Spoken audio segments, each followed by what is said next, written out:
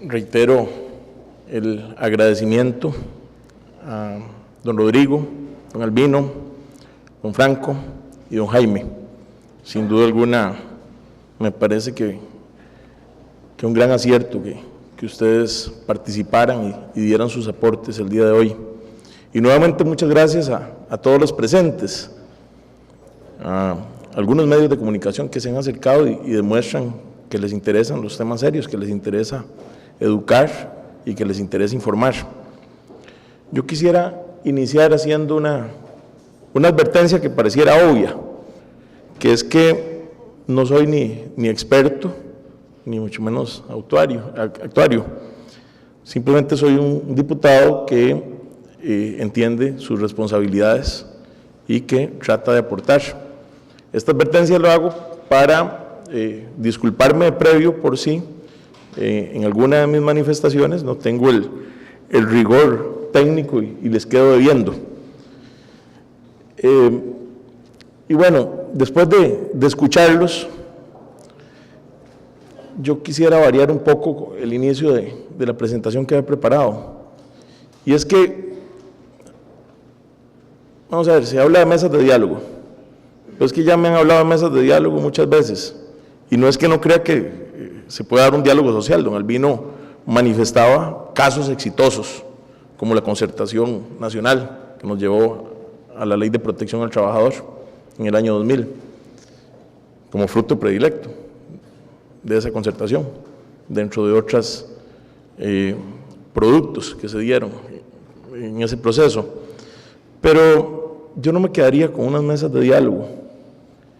Yo creo que es momento, y este es un tema tan serio y tan delicado, que debemos plantearnos un gran acuerdo nacional, un gran pacto nacional por las pensiones, algo que sea institucional, algo que sea permanente, en donde estén convocados los distintos actores, en donde esté el Estado, por supuesto, en donde esté la Caja, por supuesto, en donde esté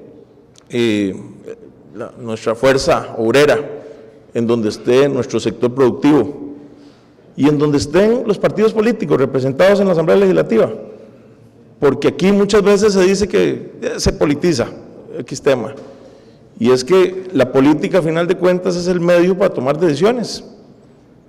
Así que me parece importante que con la concurrencia de todos convoquemos a un gran acuerdo, un gran pacto nacional por las pensiones. ¿Y a qué me refiero?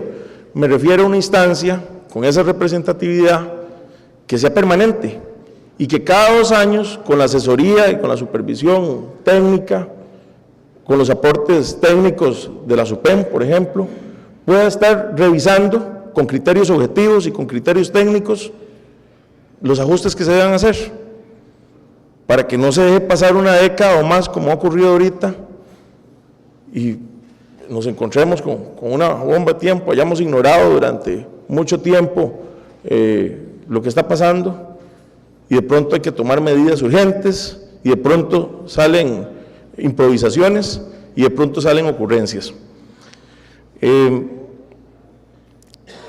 Hoy hemos aprendido bastante, Leo. Hoy hemos aprendido, yo lo resumo en que hemos extraído, yo traigo 3 datos críticos. Los gastos del IBM son crecientes proporcionalmente, de acuerdo a la masa cotizante.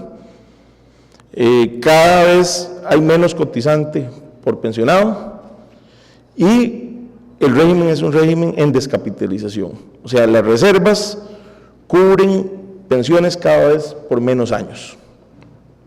Para estos 3 datos críticos planteamos 3 ejes de trabajo.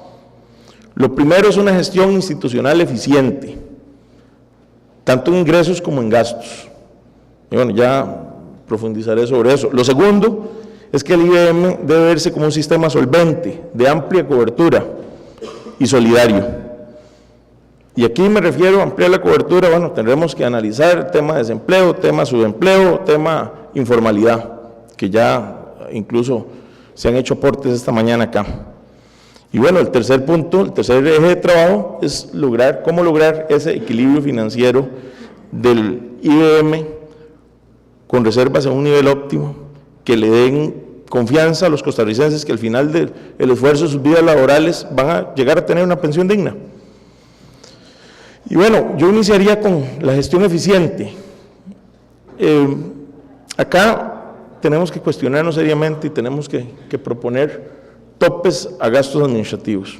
Alguna gente dice, y eso el señor gerente me disculpará, pero alguna gente dice que hay burocracia innecesaria. Yo pienso que, lejos de lanzar críticas, yo quisiera que se establezcan criterios objetivos, conforme al número de cotizantes, conforme al volumen de las operaciones, conforme a los recursos que se manejan, pues así debe ir el músculo que tenga esa burocracia. La Comisión de Notables, por ejemplo, había dicho que los gastos, en este caso, debían reducirse en un 20%. Creo que no se hizo. Hablamos de buenas prácticas de operadores de pensiones. Aquí hay que rescatar experiencias internacionales, experiencias extranjeras, pero también experiencias nacionales. Vean ustedes cómo, según la SUPEN, nos dice que sí se puede, que la misma operadora de pensiones complementarias de la Caja Costarricense de Seguro Social es la que cobra la comisión más baja y es la que tiene mayores rendimientos. Pareciera que se están haciendo las cosas bien en la operadora de pensiones complementarias de la Caja. Nos proponemos aquí, bueno, habrá que hacer y es una discusión que hay que hacer, hay que darla, es un debate que tenemos que tener, una entidad administradora independiente que nos saque la entidad de las decisiones, digamos, de los intereses de turno, que trate de evitar conflictos de intereses. Obviamente una entidad que sería regulada por la SUPEN y por CONACYF, para evitar decisiones carentes de rigor técnico y más bien convenientes de acuerdo al gobierno que esté en ese momento de turno. Acá tenemos sin duda alguna, y este punto se ha hablado, de lo que lograr mejores inversiones. Entiendo yo, y don Jaime me podrá aclarar, que la cartera de inversiones está concentrada. Entiendo que un 95% en bonos del Estado. Es decir, me parece que se están poniendo todos los huevos en la misma canasta y por obligación o por necesidad o por conveniencia en ese momento, pero pareciera que no son las decisiones más sanas. Acá, pues ya se ha dicho acá, el Banco Central de Costa Rica tiene una lista de inversiones seguras, que es la que aplica el Sistema Financiero Nacional para la Vivienda, el Sistema Financiero Nacional, los bancos tienen una lista de dónde invertir y me parece que podrían explorarse posibilidades de ese tipo. Cuando hablamos de gestión eficiente, también hablamos de mejorar la gestión de riesgos, eliminando conflictos de interés, ya lo decíamos. Aquí, según el informe de la Universidad de Costa Rica, se recomienda una dirección de gestión de riesgo, nos parece fundamental. Eliminar la atribución de la Junta Directiva de crear regímenes diferenciados es un punto importante. Las pensiones anticipadas, por ejemplo, están afectando el régimen de invalidez, vejez y muerte, y pues yo creo que la Junta Directiva de la Caja debería tener un control por ahí. Yo quiero manifestarles a ustedes que en cuanto a los controles de este régimen y de las inversiones del régimen de invalidez, vejez y muerte, hay dos proyectos de ley en la corriente legislativa, proyectos, uno de noviembre del 2010 y otro de una reforma legal y una reforma constitucional de noviembre del 2011. El exdiputado Walter Céspedes Salazar, que hoy, por cierto, nos acompaña y le agradezco, presentó esos proyectos de ley y están en la corriente legislativa. Y los presentó en un momento, Walter, debo reconocerle, en un momento que no, por lo menos no era unánime la necesidad de entrar a hacer reformas. Los presentó en algún momento que se habían advertido, pero en realidad también se había querido ignorar lo que estaba pasando y son proyectos importantes, son el 17.908, y el 18.307 para hacer el corte comercial, como lo hizo don Albino hace un rato. Por otra parte, hablando de cobertura, sin duda alguna tenemos que, y en eso coincidimos todos, que incrementar los cotizantes. Primero, porque es lo que le conviene al régimen, una mayor cobertura.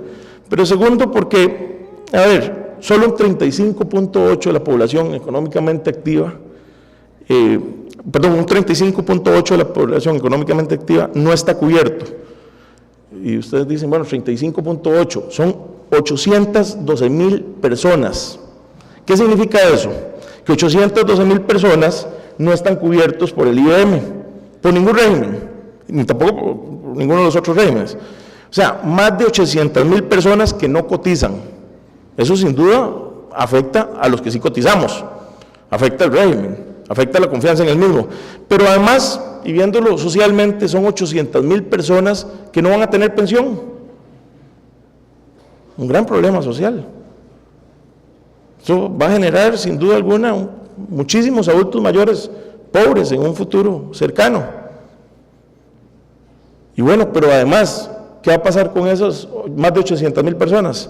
Estamos hablando de 812,000 personas pobres, sin derecho a pensión, que además el Estado no los puede abandonar. El Estado tendrá que darles una pensión de régimen no contributivo. 800,000 pensiones, más de 800,000 pensiones de régimen no contributivo. Pero el Estado no puede hacerse el que no está consciente de eso. Y si hablamos de 800,000 pensiones de régimen no contributivo, hacíamos el ejercicio, creo que la pensión del régimen no contributivo anda en 78,000 colones. Promediémoslo en 100,000 colones, son 812,000, promediémoslo en 100,000 colones, 800,000 pensiones. Estamos hablando de casi 1.000.000 de millones de colones al año. Eso es la cuarta parte de los ingresos tributarios de un presupuesto nacional. O sea, la cuarta parte del presupuesto, de los ingresos tributarios del presupuesto nacional, serían en esas más de 800,000 pensiones. Esto nos llama a que tenemos que tomar medidas urgentes, si no la situación va a ser muy grave. La situación de pobreza, y para evitar esa situación de pobreza, la situación del régimen de invalidez, vejez y muerte se va a complicar cada vez más. Y aquí, bueno, vemos algunas oportunidades, se nos decía antes por parte de don Rodrigo. Se habla de que hay casi 200,000 desempleados. Aquí la receta está clarísima, es formalización, la receta es reactivación económica, la receta es eliminar trabas para que haya nuevos emprendimientos, pero además de estos 200,000 desempleados, hay más de 300,000 personas en informalidad, que se supone que son menores de 50 años, según ha identificado la Universidad de Costa Rica, por lo cual hay más de 500,000 de personas que podrían ser atraíbles al sistema y podrían, con algún esfuerzo, esas más de 500,000 de personas representan 1/3 de los cotizantes actuales. Es decir, yo creo que ahí es donde está nuestra oportunidad. Hay una necesidad de responder de manera pronta, automática y con periodicidad establecida a los cambios sociodemográficos. Es decir, lo que estaba pasando, lo quisimos ignorar durante una década o más.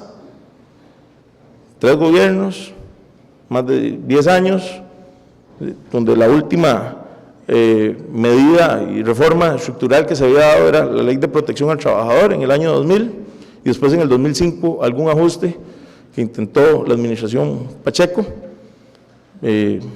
no se logró del todo, y después de ahí hubo advertencias hartas del superintendente, don Edgar Robles, advertencias de Natal, advertencias de Melinsky, y bueno, ahora la Universidad de Costa Rica, pareciera que todos caemos a la realidad. Pero, ¿por qué se produce esto? Porque no ha habido una instancia como la que antes mencioné, como ese Pacto Nacional por las Pensiones, como ese Acuerdo Nacional por las Pensiones, una instancia con representatividad que cada 2 años revise, conforme a los parámetros técnicos, y establecer parámetros objetivos. que nos digan qué hay que hacer en cada caso y conforme a esos cambios sociodemográficos se tomen las acciones que se tengan que tomar. Y no dependa de si en este momento es popular o impopular hacer un ajuste, porque vienen elecciones. No, es decir, debe haber la representatividad suficiente para que ese pacto nacional o ese acuerdo nacional, esa instancia,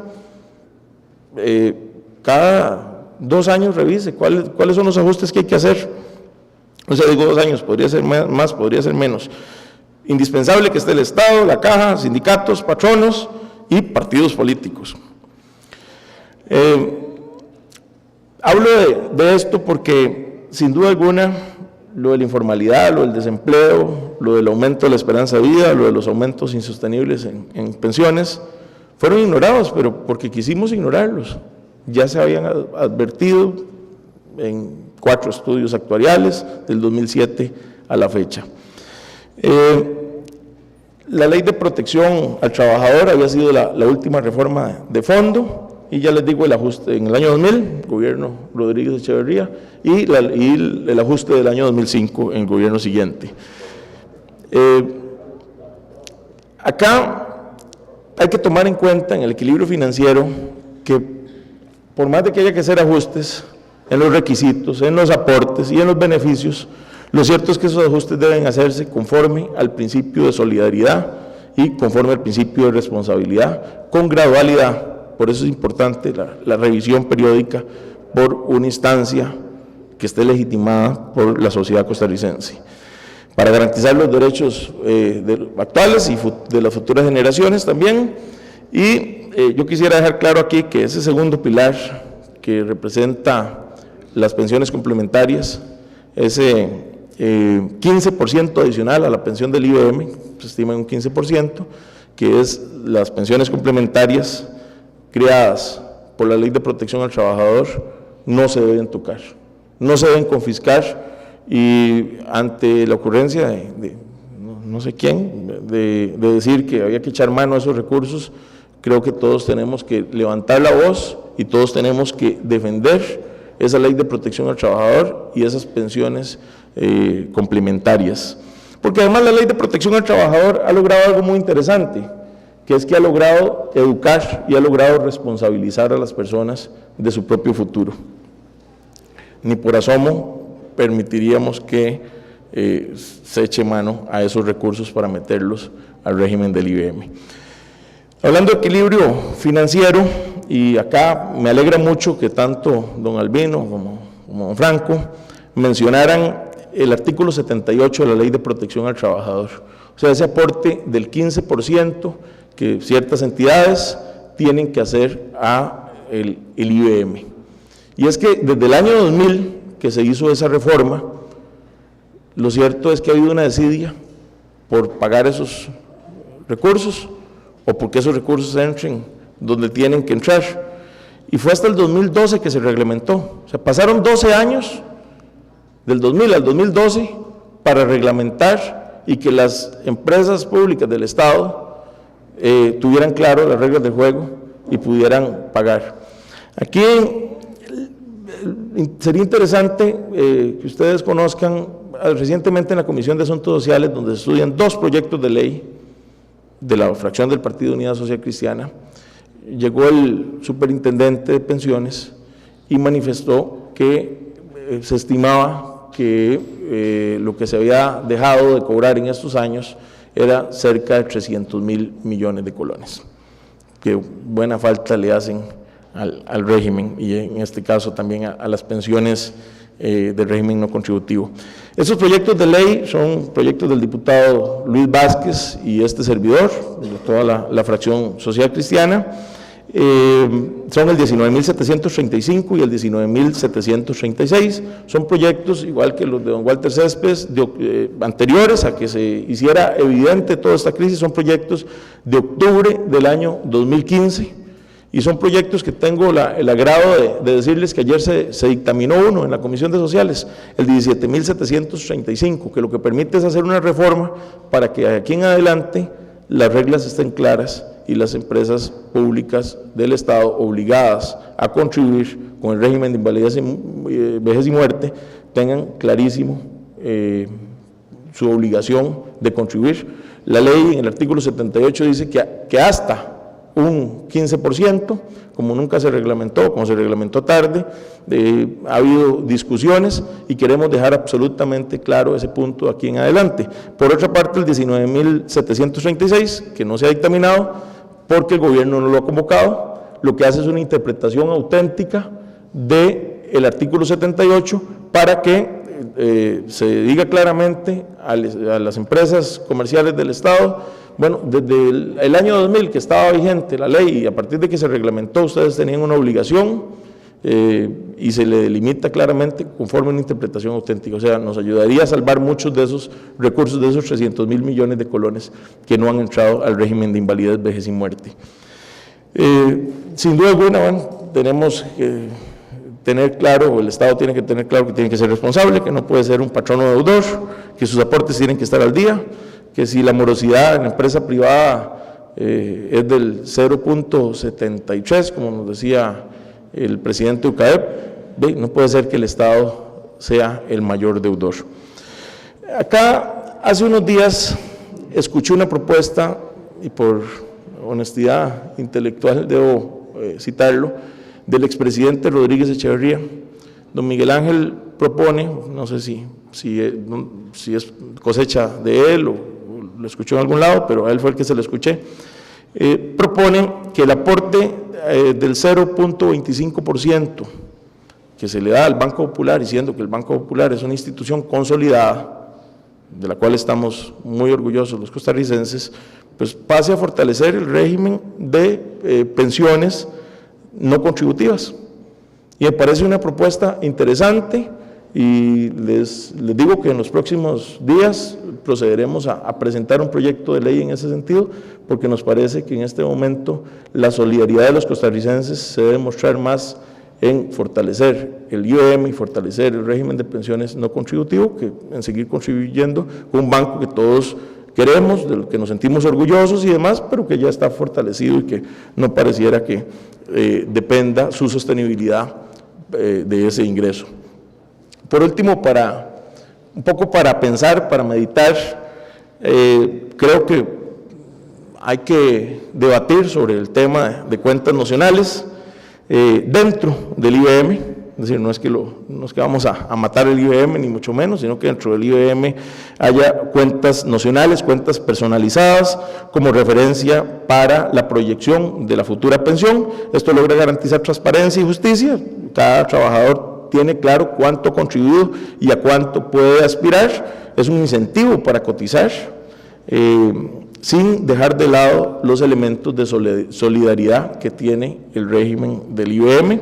No puede perderse la solidaridad, y entonces por eso este régimen lo que definiría es que la pensión se define con base en los aportes de cada trabajador, que nadie puede obtener una pensión alta para la que no cotizó, pero tampoco nadie puede estar por debajo de una pensión mínima digna.